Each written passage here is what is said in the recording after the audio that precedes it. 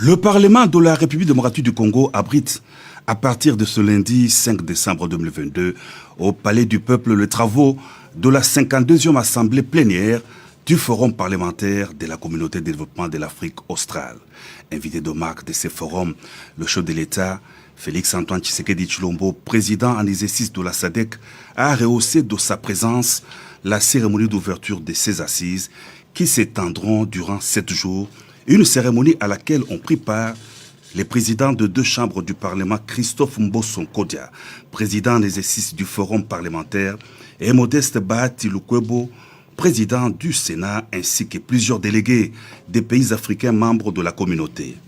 Placé sous le thème « Le rôle du Parlement dans le cadre du renforcement des cadres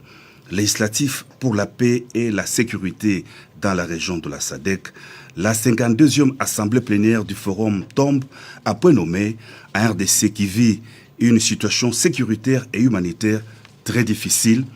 causée par l'agression du Rwanda dans l'est du pays, sous couvert du groupe terroriste M23. Les forums parlementaires de la SADC, qui se veut une émanation des populations, devraient concourir et renforcer l'intégration et la coopération régionale, a indiqué le président de la République dans son discours d'ouverture des travaux. Pour le cas de la RDC, le chef de l'État a stigmatisé l'insécurité persistante dans la partie est du territoire national. Il est de notoriété publique que ces assises s'ouvrent,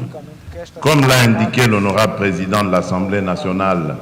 de la République démocratique du Congo, dans un contexte crucial marqué par l'insécurité persistante dans la partie est de notre territoire, en particulier dans le Nord Kivu, en raison de la prolifération des groupes armés et notamment du Rwanda sous couvert du groupe terroriste du M23 qui s'adonne impunément à des massacres et autres actes odieux consécutifs de crimes de guerre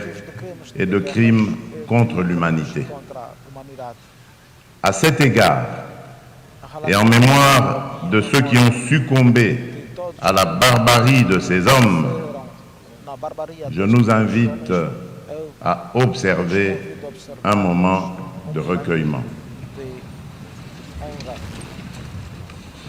Honorables parlementaires, distingués invités, parlant de l'agression nous perpétrée par le Rwanda,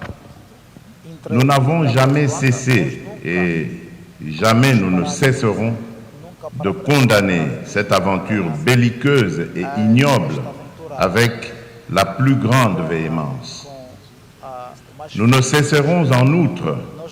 d'exiger le retrait immédiat et sans condition des troupes rwandaises et du M23 des territoires congolais. Cette position est éminemment juste et nous saluons le soutien que nous apportent les pays frères d'Afrique et particulièrement ceux de la SADC. Hélas, l'agression de la RDC dans l'est du pays s'opère sous le regard complaisant de la communauté internationale, a déploré le président de l'Assemblée nationale, Christophe Mbosso, qui en a appelé au soutien des États membres de la SADC pour défendre le pays dans les concerts des nations. Que ces États viennent à la rescousse de leurs frères meurtris par une agression barbare du Rwanda, a renchéri le président en exercice du Forum parlementaire de la SADC dans son mot de circonstance.